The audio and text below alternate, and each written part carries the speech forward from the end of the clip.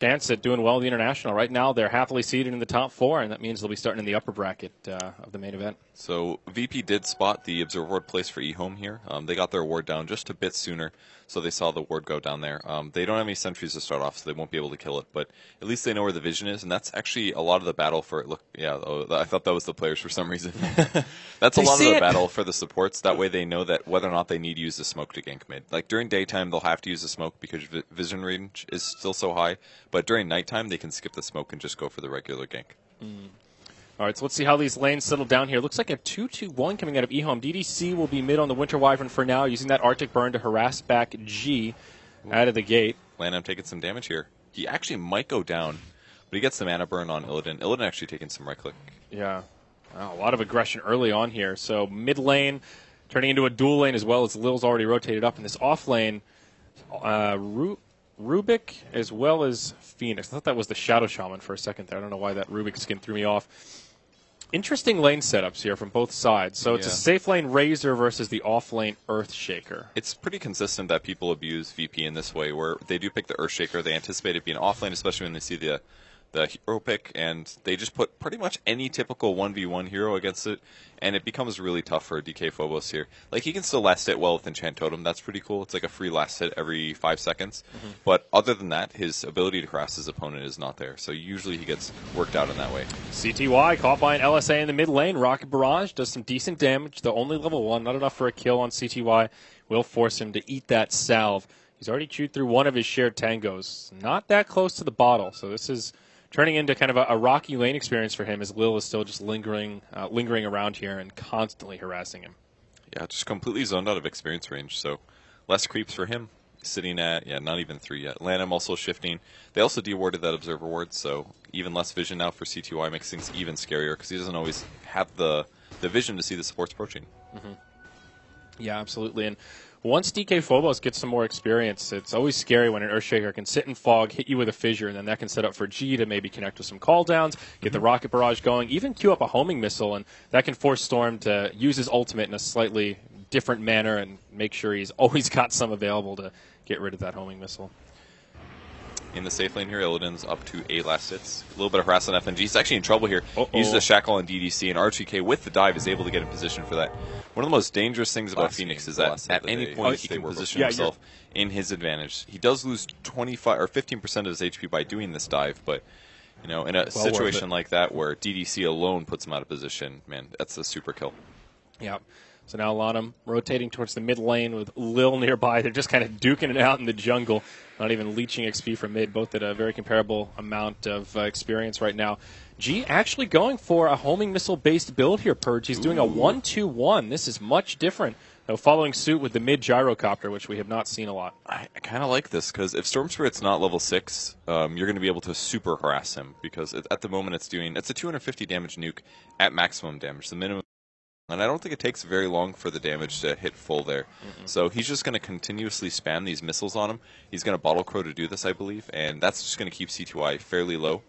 Yeah. And put him in a good spot. He doesn't want to do it now because he can just stand next to the creep waves. But ROTK almost goes down up top, but Illidan doesn't want to commit for it. The Arctic Burn enough to scare him back, and he will blink defensively. But having a pretty good time in this safe lane, staying very aggressive on this dual off lane here from eHome. Yeah, the rocket or the homing missile build is really difficult to deal with. Kill top.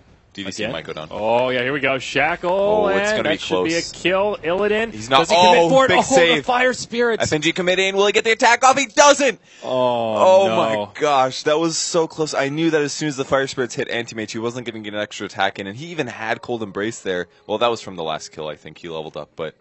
What an outplay. That was I saw the blood as well from VP's perspective, but they just didn't quite have the damage. They almost got a double kill too, but they both got out. Yeah, that's incredible. That's part of the power of the Phoenix there. The Fire Spirits do work against the Anti-Mage. So I wanted to comment on this Winter Wyvern. I noticed he put an extra point in the Arctic Burn, and DDC is the Winter Wyvern player that does this consistently. He maxes out Arctic Burn, and he is really the only top-tier competitive player that does this build. Most Winter Wyverns just go for that value point and put the points in the Splinter Blast. But he's committed to that low cooldown on being able to fly over the trees. Yeah, it kind of comes down to how you play the hero, I think. If you go for Splinter Blast, you can counter push a lot. If you get more Arctic Burn here, you increase the slow amount, and most importantly, the cooldown goes down massively. And the range goes up a lot too, so it kind of gives you more safety to use Arctic Burn, really. And he can harass Illidan a bit more often with it. So as he gets more and more levels, his harass goes up, his range goes up, but his AoE is a bit poorer. And I guess the AoE is a bit unimportant in this game, if you think about it. Due to, like, I don't know, I feel like VP isn't going to group that much with the heroes they have. They blink forward, though, almost going for the body block on DDC. Yeah, because he missed that, no kill. All right. Noble effort from VP, but their two supports will rotate back. They're paying it out as if they want to go for another attempt here. FNG still lingering nearby. He's got level 2 Shackles, or pardon me, level 2 Ether Shock at the ready. Shackles as well. Their Observer Ward is just watching these supports, though. They know where they are at all times. And they still aren't able to get in front. Though it is just about to expire here, so that luxury will no longer be available for eHome. Still a great Will they dive this? I don't. This looks bad. They Fire missed so many Spirits. scares. Yeah, just one hit on FNG, and they will reset things. So G, he's just moved into the jungle. He's stacking up all these camps here, giving CTY a lot of space now. Interesting. He's even going to use Call Down for this. He only has 1 level in Flax, so I think he does have to do this. Maybe he's fearing the support gank to mid. Looks like Rubik's been off the map for a long time. He's still only level 2. So it probably seems to his perspective that Rubik is just waiting to set that up, because a Storm plus a Rubik is a very, very easy gyro kill. Much safer for him to just go to the jungle, even against top-tier players who can recognize that. Yeah. Okay, so not too bad for G. Quite a good CS score right now, and actually farming ahead of the Storm Spirit, given that he's been able to stack this up. Looks like still a double stack here at this hard camp, or a medium camp, rather. There's a lot of stacks, actually. CTY just moves into the jungle now. Oh, yeah, they've got a double stack here. And anything he doesn't kill will eventually get farmed by either Lina or Anti-Mage of the Battle Fury, so he's going to be completely fine with this. Maybe even Earthshaker as well. Earthshaker's actually doing pretty well. He's not remaining competitive with the Razor, but considering the matchup, he's got 19 or 20 CS now versus Razor's 37. I think that's pretty solid. Yeah, and the lack of rotations down this way means he's been able to get a lot of experience. He's almost level 7 and closing in on that soul ring. So all things considered, Phobos having a good time. Anti-Mage definitely not farming as well as he would like. Only 29 last hits. Not bad, but also not great. And that's what happens against Phoenix. Your attack speed's reduced so much that you have to hard commit on one last hit, and you have to time it like 2 seconds in advance. It's very difficult. It'll be better once he gets treads, but for now, his attack speed's too low. The net worth on this Shadow Shaman right now, Purge, 250. I felt like that needed to be a bug. That is just so unbelievably low. That's FNG, man. Yeah. I don't think his Observer Ward got spotted, by the way. This Observer Ward was just slightly out of range on the left side. So I think he approached slightly like this and dropped it down.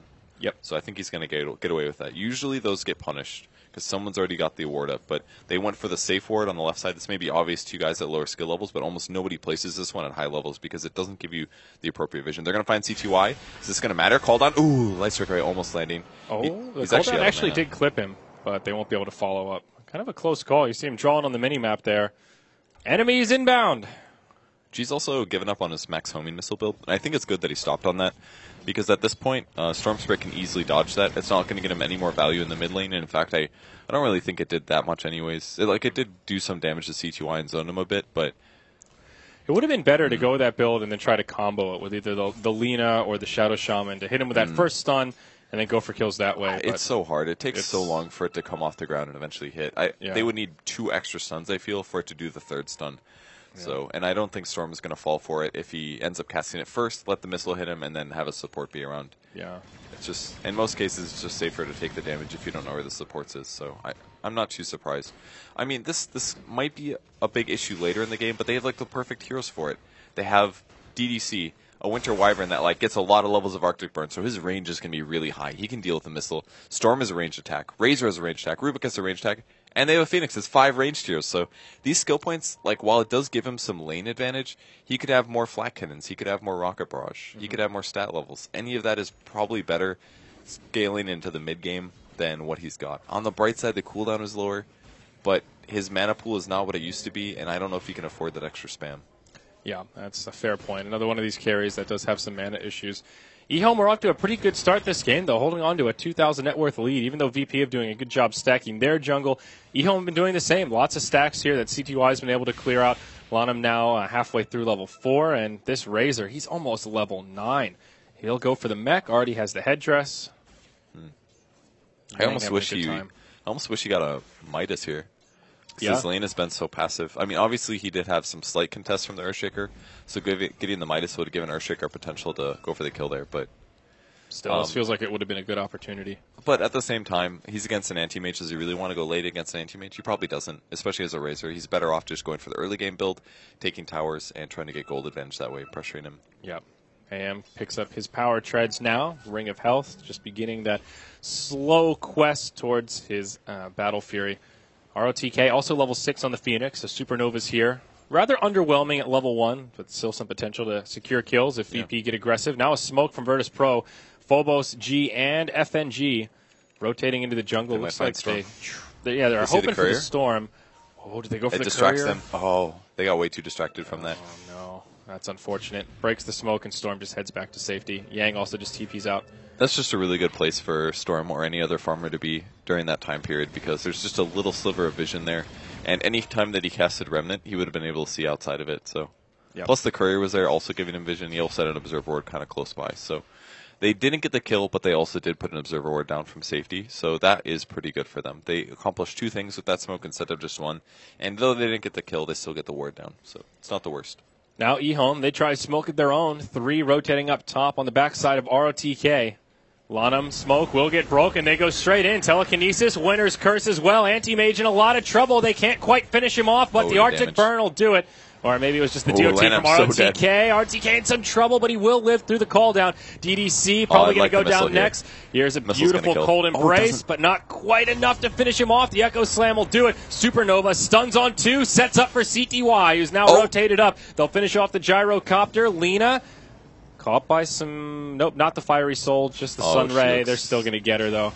Good stun attempt, but it's so hard to stun where the Storm's going. You just have to predict it